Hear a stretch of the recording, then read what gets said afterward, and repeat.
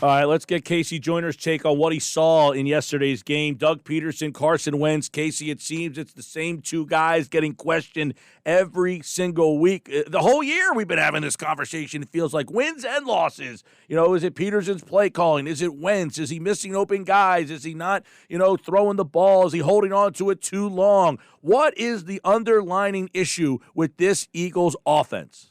I tell you, I looked at the run blocking yesterday, and they kind of answered the question for me about the play calling, because the run blocking and the running plays they were doing were incredibly creative, like exactly what you should do against Cleveland. The kind of trap plays they were using and the variety of trap plays, they haven't been doing that all year. So I'm watching that going, looking at the tape going, well, that's really good. That's exactly what you should have been doing. And you see a number of plays like that. But what the problem for me is that it isn't the play calling necessarily. It's not just Wentz, but the entire team is lacking in situational awareness and in what they should be doing in a given situation. There's too many instances of this. And that's the sort of thing that tends to get worse as the season progresses, and it says that the coaching is not good at a different level than play calling. So, ultimately, Carson Wentz, is he a problem? Is he fixable? If you brought a new play caller in here, if Doug Peterson had a different quarterback, are his plays working? It seems like there's like this dog chasing his tail here of problems.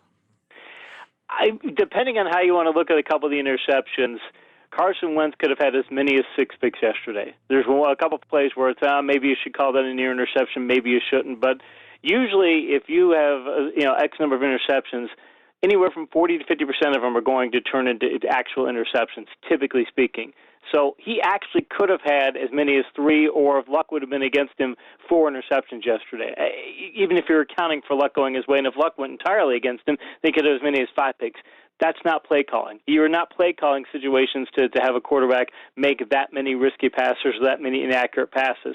Some of it is that the receivers can't go up and win jump balls. The one near interception to Fulgham where the linebacker picked it up and ended up coming off the ground. That's just not a play. And Jeffrey doing the same thing when Ward out jumped him. Jeffrey couldn't even get 3 feet in the air, it seemed like. So you've got limitations of the receivers, but your quarterback has to understand that and not put up those jump ball passes, because that's part of the reason he's getting picks. All right, so we had a guy in 2017 that maybe was going to be the MVP of the league. In 2018, wasn't the same player, but still a pretty good player. 21 touchdowns, 7 interceptions. He took care of the ball. Last year, over 4,000 yards, 27 touchdowns, only 7 interceptions. This year he's at 58%. The interceptions are at an all-time pace. He's getting sacked a lot, 40 times sacked. Also has fumbled 10 times. So, same play caller, same coach, same quarterback. He had a 3-year window of constant numbers. Now 58% and turnovers. So same coach, same play caller, and the quarterback. The one difference I see is the quarterback's completion percentage and decision making. So has he just completely lost it? I think he's lost something, because the interception, the Taki interception return on that play, the Rodgers makes a mistake. He's supposed to be blocking the backside, and the cornerback does what's called a green dog, which means if you don't threaten this area at all, he can go ahead and blitz. Rodgers never even looks his way. He's the guy who would be picking it up if the blitz comes. He looks over the center. He's literally looking over to the other side of the field. He's not even paying any attention. So I can't blame Wentz necessarily on that one. But as a quarterback, the guys blitzing from that far out, and you're holding the ball for as long as you are.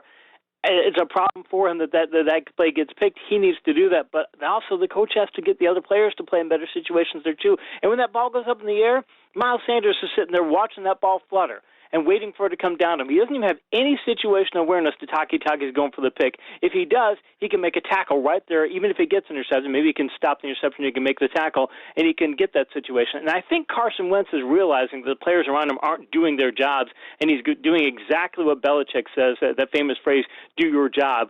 That part of that means do what you're supposed to do, but it also means don't try and do somebody else's job. Just do what you're supposed to do. And I think Carson Wentz is getting so frustrated about the players around him not doing what they're supposed to do that he's trying to make plays that aren't there to try to make up for. And you just have to get him to understand, look, we're going to have to get the other players to do their jobs, but you can't fix it by making these mistakes.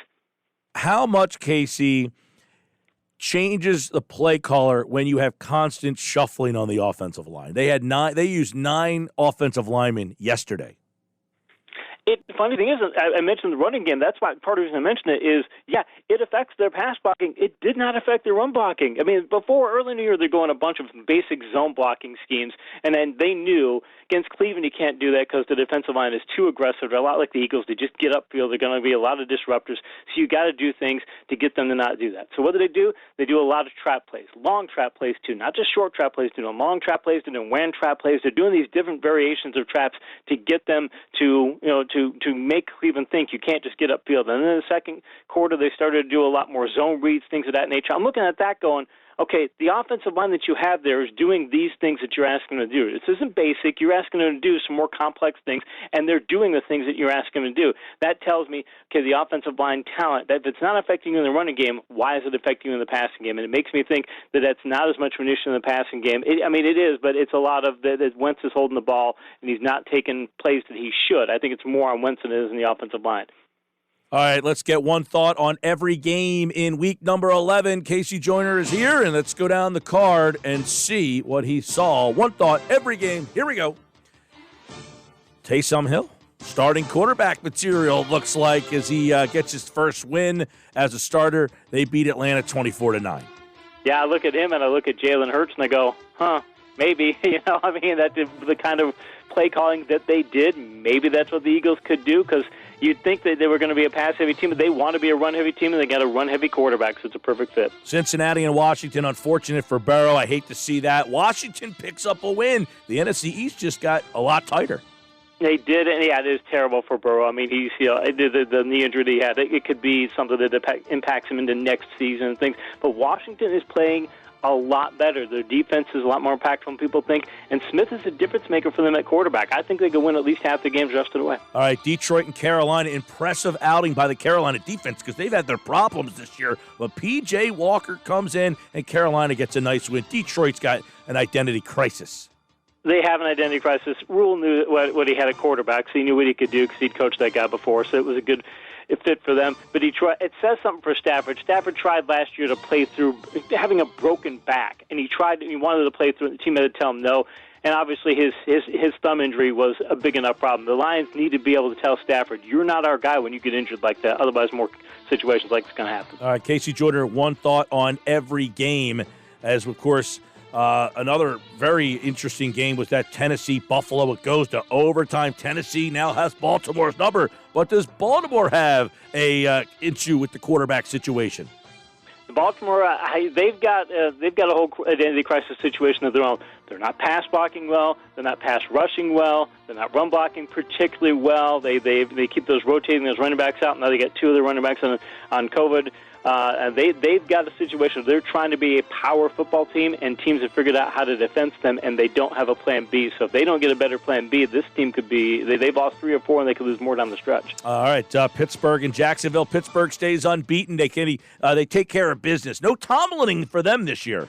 No Tomlin other than the Dallas game. No, they haven't. They took care of business here. They took care of business against Cincinnati, and their schedule is such that they've got 3 very winnable games down the stretch, and they've got 3 tough games too. So one of the tough games is Baltimore. Baltimore's got a bunch of issues with COVID. So the Steelers, they could be making a 16-0 noise, and they're really not getting paid attention to for it. So New England beats Baltimore on Monday night, and then they followed up with a loss to Houston.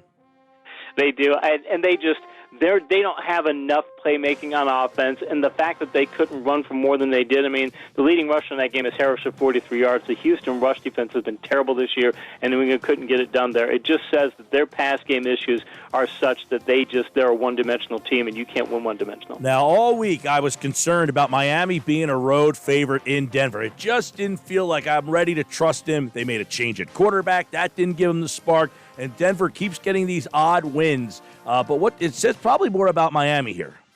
It does, that Miami didn't really step up well, and they don't have as much on offense as they would like. I mean, their running back situation is not. They had Gaskin, now they got Breida, and they've got Ahmed. They've got they're just a rotation of Jags at running back, and that's a problem for them. But the game, what impressed me the most was Locke. He comes in that game banged up, and he throws for 270 yards and does a very good job and makes some plays at opportune times. And that just says that Denver has it's not a franchise quarterback, a good quarterback. All right, Herbert continues to be impressive. They finally find a way to win. They almost let that one slip away against the Jets. But the Chargers go across the country and win. Actually, no, that game was in L.A.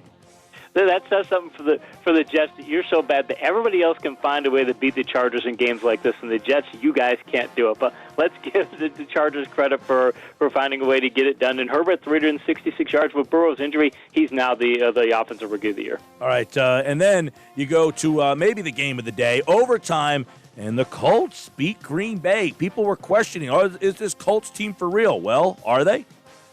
They absolutely are. Again, if you don't make Phillip Rivers throw interceptions, if he doesn't make a lot of picks and things, if he doesn't make mistakes, the rest of that team is good enough to do a lot of things. They've got a playmaker in Pittman now. But it says something that they get down 28-14, and then for the second half and in overtime, they allow 3 points to the Packers. That's how good that defense can be when they play at their best. So a bad first half, but they can be a shutdown defense, and they're going to be tough out in the playoffs. All right, Minnesota had been playing well. Dallas got their quarterback, well, one of their quarterbacks back in Andy Dalton. And then all of a sudden, Minnesota said, you know what? We thought we could get back into this, but let's make the NFC East even more interesting. Dallas comes back and wins 31-28. And it speaks well for Dallas because Dallas had been playing better in a number of ways. Just when your quarterback situation falls to the level that their quarterback play had fallen to, you're not going to win many games. When you get Dalton back, that sets your floor a lot higher, and it makes it to where you can win games of this nature. When they play this game at Danucci, they would have lost. So it speaks well for Dalton. Danucci's just a great name in the NFL lore. What a game on Sunday night last night. I mean, Kansas City gets back on Vegas, but I guess the statement is that Vegas is kind of here to stay. Vegas absolutely is. They play a lot of good power football. They need to play better defense, and they should have. When they got late in the game and they're trying to get down to get the lead, they probably should have tried to run a little more clock. I think it would have helped them out. And their defense on that touchdown pass, the game-winning touchdown pass, was non-existent, and we still don't know where their safety was because he was so far out of position. Speaks well for them, but the Raiders have gone and beaten the Chiefs once and went toe-to-toe with them again. Yeah, they're a team that's here to stay. Gruden's turned that franchise around. I got a good one tonight. Rams. I think the Rams are one of the 5 best teams in football right now. I think they're the most complete team in that division. And then Tampa, of course, a lot of people think this is a possible Super Bowl, could be an NFC Championship preview. Give us a thought on tonight's Monday Nighter.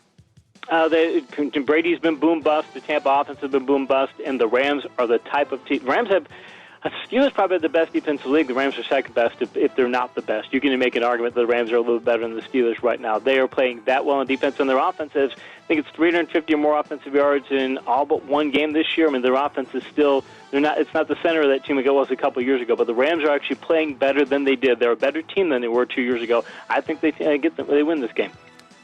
KC Joyner with one thought on every game, and he's back on Friday to give us one thought on each week, 12 games. Of course, the Eagles are on Monday, so on Monday, KC will be here to preview the Eagles and the Seahawks. We'll have that game for you live on 97.3 ESPN. Happy Thanksgiving to you, KC. It's always a pleasure to talk football with you. We've been doing it for years, and I look forward to many more, pal. Hey, we appreciate it, Mike. Happy Thanksgiving to you and yours, too. All right, that's NFL Insider KC Joyner, thefootballscientist.com. He, like all guests, appeared via the Boardwalk Honda hotline.